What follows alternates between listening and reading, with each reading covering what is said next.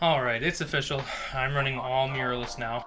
I didn't really put this out there, but a few months ago I sold all of my Nikon gear to a popular online photography retail site and put a pre-order in for the Sony A7 IV. You might have seen me mention it on Instagram. I received my A7 IV the day before Christmas Eve, and I'm geared up now with both the A7 III and the A7 IV. So I just wanted to use this as a quick little note of what I think of as far as first impressions go on the new Sony A7 IV. Now, as far as the differences go, there's actually maybe more than you might realize, some inside and some out, so I'll break those down. If you're a current A7 III user, you'll be happy to know that there are more improvements than you might have thought. As far as what's inside, we have a new 33 megapixel sensor, an updated Bions processor, and an even better autofocus system, which includes now bird AF mode in addition to animal AF and human tracking, face tracking, IAF, things like that. I haven't had an opportunity to try out bird tracking, although I did take it out to do animal tracking with some ducks and some swans at a river nearby, and I'll talk about that in a minute. It also has better image stabilization, about a half a stop better than the A7 III.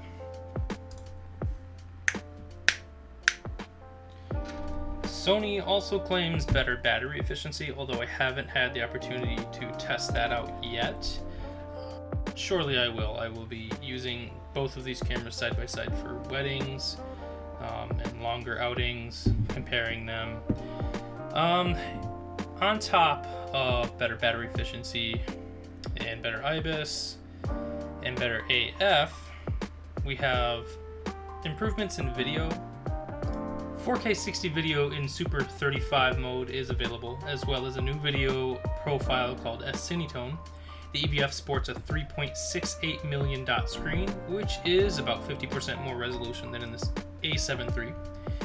The image buffer is a lot deeper, and among many more small changes, the A7 IV comes with Sony's new menu system. What do I think? As far as what's on the inside, the improvements are nice, but not life-changing. Everything new is what I would expect coming from the A7 III. Sony has had a few years to develop this, so none of it is really surprising. Not surprisingly excellent. Also, no real disappointments. The most noticeable improvement to me in my initial testing seems to be how well the autofocus tracking works. In the A7 III, it worked fine. I used IAF a lot for weddings, and on the A7 III it performed well enough to show me just how much better this AF system performed next to my Nikon D850. I was nailing more shots frequently, and it was doing it much faster. Next to the A7 III, the A7 IV just does it better, and in tracking mode seems to stick to subjects with a little more reliability. Sometimes on the A7 III I can tell when the camera just kind of gets confused and the tracking points move around before sticking back on a subject, but so far, practicing IAF with my kids and going out once to test animal AF, it appears to perform noticeably better. To my eye, 33 megapixels doesn't make a huge difference. For me, personally, compared to 24 megapixels on the A7 III, it's nice to have, but doesn't matter much for most of what I do, except in cases where I need to crop in on wildlife. That is something I would do on occasion with the D850, and the 46 megapixels on that camera did come in handy sometimes. I imagine the difference between 46 megapixels and 33 currently now won't bother me too much, but time will tell. I will say, you can probably expect me to do more video projects through 2022. Having S-Cinetone files come out looking great at 4K 60 is something I anticipate using often while shooting wildlife. On the D850, to shoot video, I would have to activate live view, and with that comes a whole bunch of issues. Autofocus performance was abysmal with live view on basically any Nikon DSLR. But on Sony cameras, you can begin video recording with EVF instead of the LCD screen. So going from shooting stills to taking quick video clips will be pretty quick and easy. Other than the menu system being easier to navigate, not much else about what's different on the inside made much of an impact on me. That's not to say it's not a well-improved camera though. On the outside, there is quite a bit of difference, although maybe not right away. once you start to play with it, you really start to notice some things. Firstly, the way it just feels resting in my hand, the body is now a little bit wider, with a noticeably deeper grip. Let me try and show that to you here. Here we have the A7IV and the A7III. It's a little hard to tell, but I don't know, I think you can. It feels just much nicer to hold, something a wedding photographer might know to be an important factor. Comfort on 14-hour shoot days makes a difference. The camera is slightly heavier, but literally only 1% heavier. I could easily mistake them if I had to judge them by weight without looking. Additionally, Sony really hit the mark on the tactile feedback of these buttons. Almost every button on the camera gives a pretty satisfying click, and they're much deeper than previous buttons. And this is especially important for me because I use back button focusing.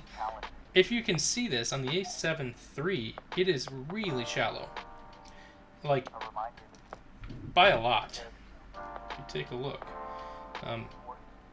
so much so that I often would go to press AF on the A7 III, and it would feel like maybe I didn't press it, which isn't exactly confidence inspiring.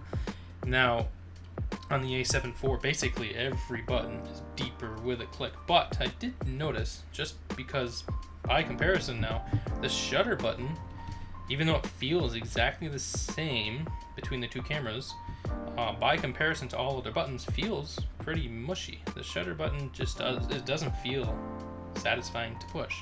Not an inherent issue, because when it's on and actually gives a click, it feels fine. You don't really notice it. But off, pushing all the other buttons, it seems like something that could be improved, I guess. On the topic of buttons, I wanted to thank Sony for also moving the video record button to a better place. Now it resides on the top of the camera, and as opposed to the A7 III, it was there. Now, next to the AF on button, I guess it wasn't a huge issue. My thumb's always there, so it's in a convenient enough spot, but so much so that I would accidentally hit the video record button, and it kind of happened enough to get annoying. Not a huge complaint, because I eventually would kind of get used to it, but having it on the top really actually is much better. It's just kind of logical to me. Okay, and it's time to talk about that flip screen. Now, this isn't new, like, to the industry, but it is new for the A7 line of cameras. Unlike the A7 III, this screen flips all the way around. Goes front facing, top, down, weird angles. Now, on my Nikon D5300, way back in 2015, I had this style of screen, and I actually used it. I don't know why this style of screen isn't more popular.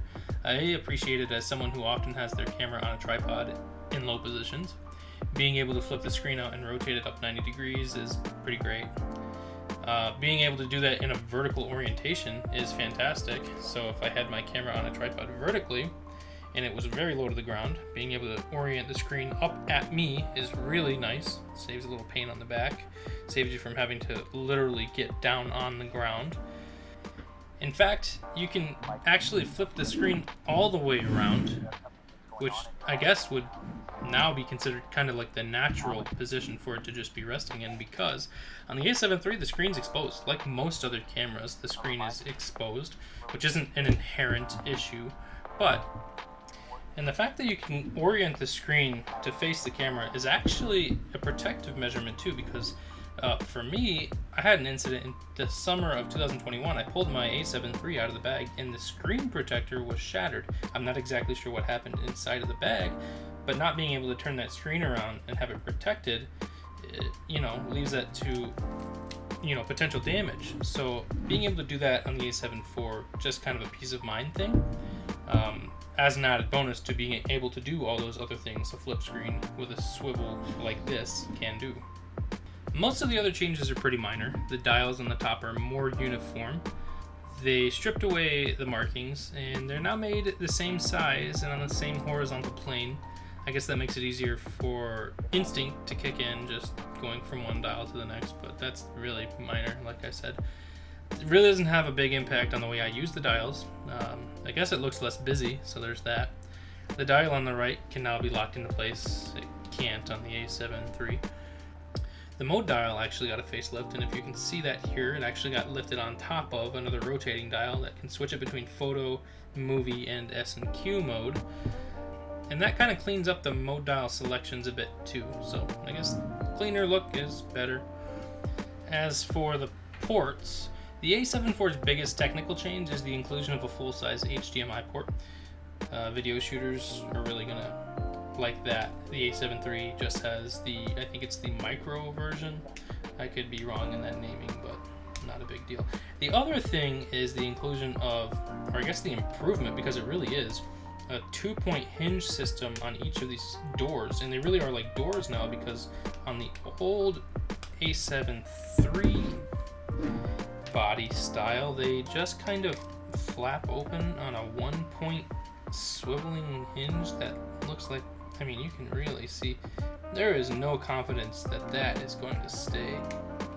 However, it has in the year that I've had it, but I always feel like opening one of those doors at one point, I'm going to rip them off, and they're all like that. I don't know which engineer kind of came up with that idea and said that's good enough, but let's just say much better this time around. Seriously, a little bit thicker, definitely a little more confidence inspiring. Okay, and as far as memory card doors goes, this will be quick. The A7III had this switch style where you just pull down and it springs out.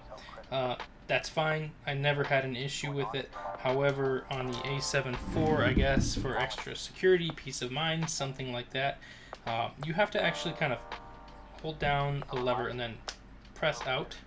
Kind of sort of awkward with one hand because there's no real indent or anywhere to really rest against as you're doing it, but you know, you get used to it. Really not a big deal. Push out, springs out, can't really come undone, and that is essentially it. I mean, there are a couple other things like memory card compatibility with CF Express Type A, and you know, it does take advantage of higher speeds, USB-C Gen 3.2, whatever that's called. It can do that now, so it's a little faster with regards to data transfer.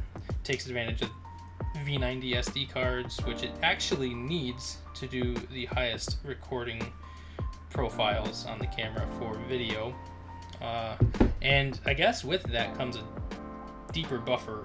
I think it's rated for about 1,000 images in the buffer, which, I mean, who's shooting 1,000 images through the buffer at one time? I don't know, not me.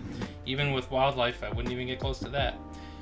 Other than that, this really isn't meant to be a full review. So as first impressions go, I really like it. I'm going to continue to use it, shoot it side by side with the A7III, and I do plan on coming back with a full review comparison with some files you guys can look at. Go ahead and leave a comment. Let me know how'd I do. I don't do this very often.